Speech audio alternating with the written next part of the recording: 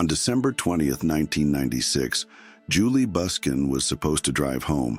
It was the morning before Christmas, and her parents were already on their way to Norman, Oklahoma, USA, to pick up their only daughter. Julie had celebrated her university graduation the day before. After 4 years of study, she was ready to return to Arkansas, back to the small town of Benton, where she wanted to open her own dance studio. But on that frosty morning, everything was to change. Shortly after sunrise, around 5:30 a.m., a resident of the apartment complex where Julie lived heard a blood-curdling scream. He jumped up, looked out the window, but the street was empty. No movement, no struggle, no sign of anyone. Unsettled, he called the police.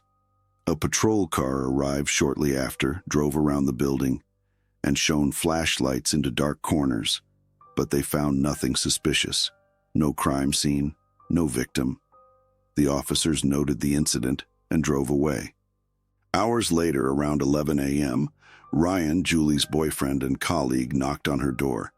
They had arranged to meet for a farewell breakfast. Julie wasn't there. Her car, a red Mitsubishi Eclipse, was also missing. Ryan waited, knocked again, but then went to work. Maybe she was out, he thought. Maybe something had changed. But in the afternoon, after work, he was back at the door. The car was still gone. Julie remained missing. What no one knew at that point was that Julie was already dead. Her abduction had probably taken place at the very moment she arrived home in the early morning light, right in front of her apartment. Towards evening, a couple reported the incident to the police. The man had been walking by a remote lake at noon, about a 15-minute drive from the apartment complex.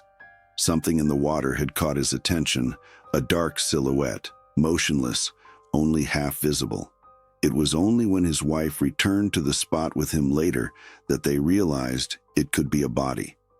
Shortly afterwards, their suspicions were confirmed. The police recovered the body of a young woman from the water, bound with a gunshot wound to the head. Her jeans were open and her clothes had slipped. The dead woman had no ID on her, but investigators found a jacket nearby. Inside was a name, Julie. The discovery at the lake put investigators on high alert.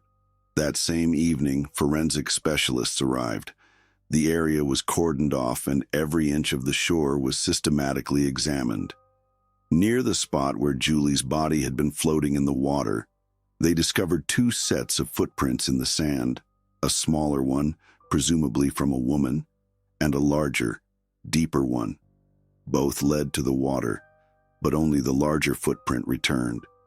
The conclusion was gruesome. The perpetrator had led Julie to the shore, shot her, thrown her into the water, and returned alone. Shortly afterwards, it was confirmed that the dead woman was indeed Julie Buskin. The coroner confirmed her identity. Cause of death: a shot to the back of the head at close range. Her hands were tied with a shoelace. Her clothes showed signs of sexual abuse. Forensic scientists found traces of semen in the fibers of her jacket. A DNA sample was taken. But in 1996, the National DNA Database System was still in its infancy. It was not possible to immediately match the sample to a criminal profile. Julie's parents, who had arrived in Norman in the meantime, learned of their daughter's murder that same day. They had come to help her pack and instead heard of her murder. Their world fell apart. Their daughter, 21 years old, intelligent, determined, full of plans, had been brutally torn from life by a perpetrator who had apparently left no traces except fear, grief, and horror. The investigation initially focused on Julie's immediate surroundings. Friends, colleagues, neighbors, everyone was questioned. Particularly relevant, the early morning emergency call and the statements of 2 witnesses. A police officer who lived nearby had also heard the scream, went outside but saw nothing. However, another neighbor reported something far more sinister. He heard the scream, and then a male voice saying, "Shut up and get in the car." This was followed by the sound of 2 car doors slamming, and then silence. A woman reported seeing a red Mitsubishi Eclipse that morning. A man was sitting at the wheel. Next to him, a young woman who appeared frightened, while the man seemed tense and irritable. Another witness saw the same car later near the lake. He also noticed the driver's behavior. Both witnesses independently provided a description of the man. This resulted in a composite sketch, the only image of the suspected perpetrator ever presented to the public. This statement changed everything. Julie had presumably been abducted right in front of her apartment, in the middle of a residential area, within sight of her neighbors. But no one had seen anything. No one had intervened. It was one of those brutal moments when violence creeps silently into normality and disappears before anyone can react. The police searched frantically for Julie's car, a red Mitsubishi Eclipse. They suspected that the perpetrator had used it for the kidnapping. It hadn't been reported stolen, hadn't ended up in a tow yard, hadn't been found abandoned. It was only days later that an officer discovered it, in a parking lot directly across from Julie's apartment building. It had never been far away, just well hidden. The killer had brought it back there, almost as if he wanted to leave a sign. Investigators found Julie's pajama bottoms in the car. On them, too, traces of semen under the driver's seat, sand that most likely came from the lake shore. The crime had left traces, but no name. No fingerprints, no camera footage. The perpetrator seemed like a phantom, but the investigators were certain he had been closer to Julie than anyone thought. After finding the car and the traces inside, investigators began systematically combing through the area. Who had seen Julie? Who had spoken to her? Who could have followed her? Her last hours were well documented. The farewell party with friends, the late-night snack with her roommate, everything fit together.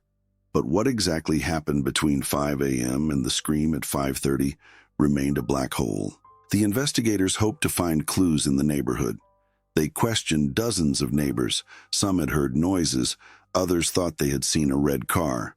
But nothing was concrete enough to provide a hot lead. It was only a detailed analysis of the shoe prints on the lake shore that yielded an interesting finding. The prints came from a Nike model, Air 242, size 9. The police contacted Nike directly and received confirmation.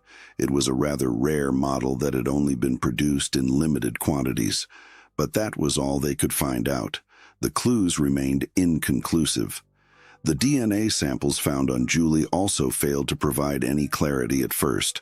The investigators had more than 200 men tested, friends, colleagues, fellow students, neighbors, but none of them matched. No one was the perpetrator. There was no DNA match. The clues led nowhere. In the months that followed, the case was reviewed again and again. The investigators kept at it, but time was working against them. Eventually, the file was shelved. Julie was not forgotten, but her story became one of many unsolved cases. It was not until 4.5 years later that the investigation gained momentum. A woman came forward to the police. She was in custody for theft. There, she had seen the sketch from the case. It reminded her of someone, a young man named Dennis, whom she had known in the past. The investigators pricked up their ears. At the time of the crime, Dennis lived only a few streets away from Julie's apartment. He was 23 years old at the time, and his facial features did indeed match the sketch. The police spoke to him. Dennis refused to cooperate. He refused to answer questions and did not want to provide a DNA sample, but a court forced him to do so. When the laboratory analyzed the sample, the next surprise followed. It wasn't Dennis, but his DNA was genetically similar to that of the perpetrator, almost like a close relative. The investigators immediately checked Dennis' family. He had only one brother. His DNA was also tested, with the same negative result. It was now clear that neither of the two men was the perpetrator, but they were related to him.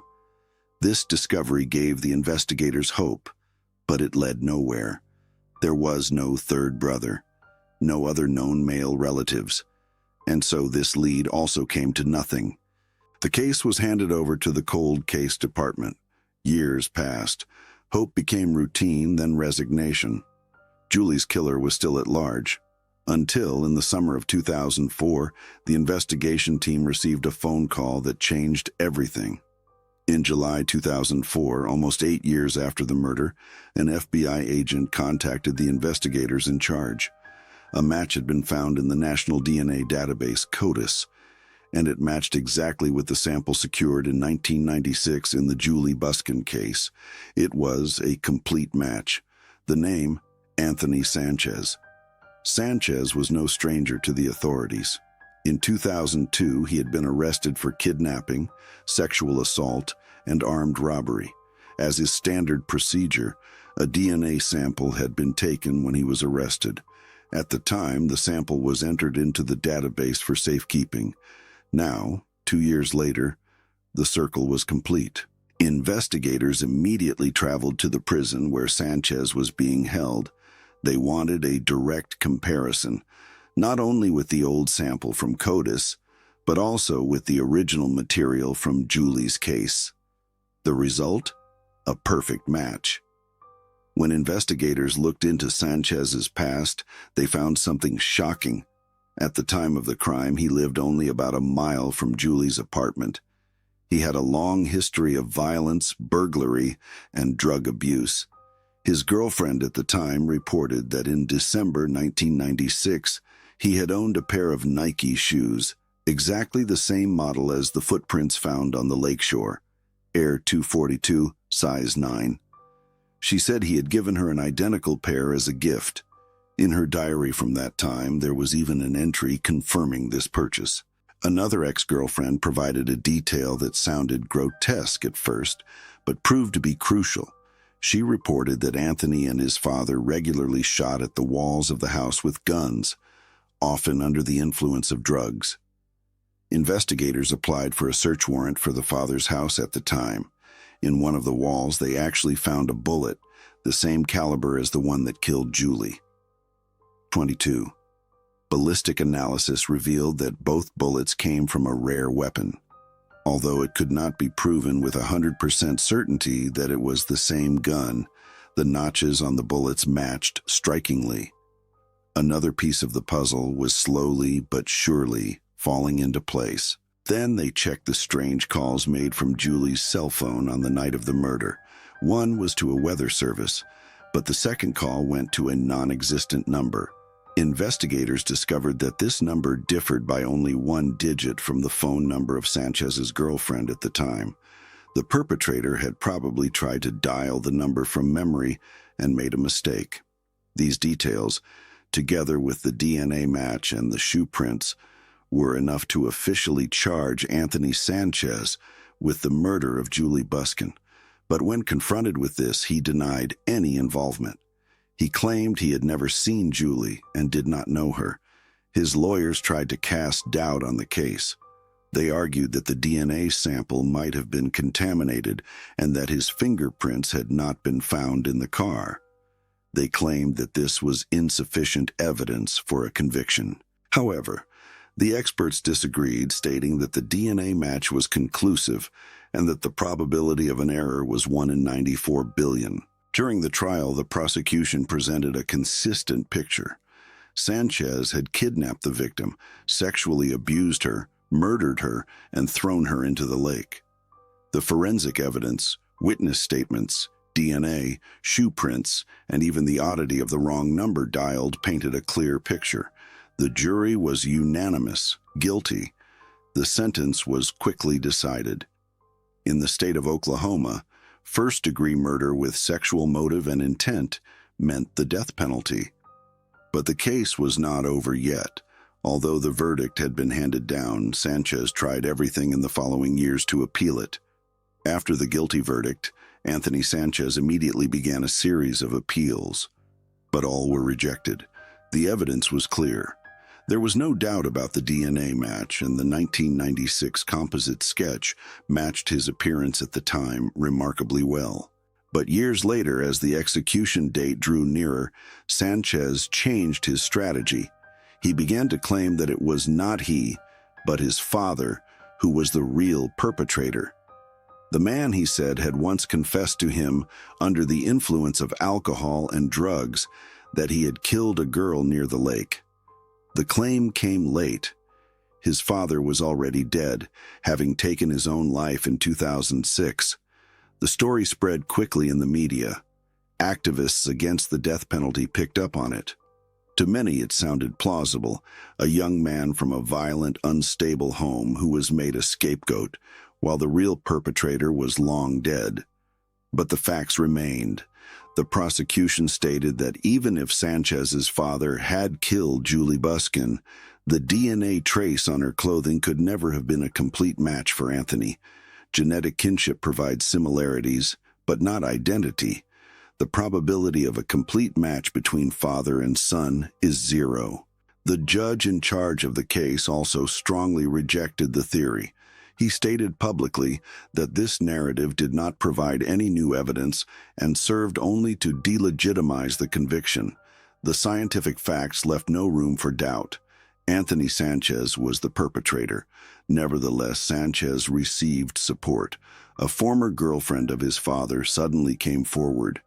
She claimed that the father had confessed to her several times that he had killed a young girl, and that he had never spoken about it out of fear. But her statement came many years after his death, and there was no evidence. No details, no clues, no independent witnesses.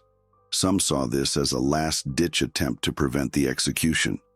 The former prosecutor spoke publicly of a staged story, which he said was not uncommon in death penalty cases.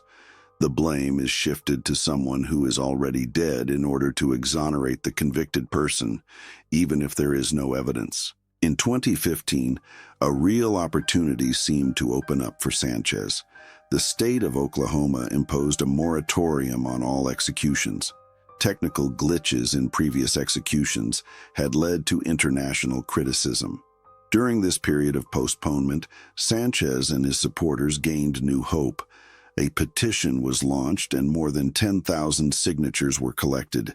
Numerous media outlets reported on the case. Some articles even portrayed it as a possible miscarriage of justice. But in 2021, the moratorium was lifted. Oklahoma resumed executions, and Sanchez's name reappeared on the list of death row inmates. A state clemency committee set a new hearing date. It was his last chance to escape death via the direct route of clemency. But then something unexpected happened. Sanchez refused to attend the hearing. He said he did not believe in clemency. Over the years, he had seen prisoners go into such hearings full of hope and still end up being executed. He had decided to not give himself false hope anymore. That is why he voluntarily waived his chance to appear before the parole board. This decision raised many questions. Because if Sanchez was indeed innocent, why did he reject his only real chance of salvation? Why did he voluntarily give up his last chance to escape his death sentence? For many, this was not the act of an innocent man. Even Julie's parents, who had remained silent all these years, now spoke out publicly. They said they had never believed his story. For them, it was clear. Anthony Sanchez was their daughter's murderer, and the verdict was just. In October 2023, the date for Sanchez's execution was finally set. The state of Oklahoma announced that the execution would take place on September 21st, 2023. In the weeks leading up to it, media outlets across the country revisited the case. Many warned of a possible miscarriage of justice. Others recalled the overwhelming evidence that had led to the conviction. On the day of the execution, McAllister Prison was surrounded by protesters. On one side stood opponents of the death penalty, on the other supporters of Julie's family. The tension was palpable. As in few other cases in recent years, Sanchez himself showed no emotion. In his final statement, he said he was innocent and would take the truth to his grave. He refused his last prayer, declined a final conversation with a chaplain, and did not ask for forgiveness. At 10:19 a.m. local time, the lethal injection was administered. At 10:25 a.m., Anthony Sanchez was dead. For Julie's parents, it was not a day of revenge. They said later that they felt no satisfaction, only silence, a sense of closure. Not victory, but closure. The pain will never go away, but perhaps healing can now begin. In an interview, Julie's mother said, "It was her dream to start her own studio and teach children to dance. She would have had a wonderful life. Not only was her future taken away from her, she changed all of us." Today, a simple memorial on the university campus commemorates Julie, there where she studied, dreamed, laughed, and danced.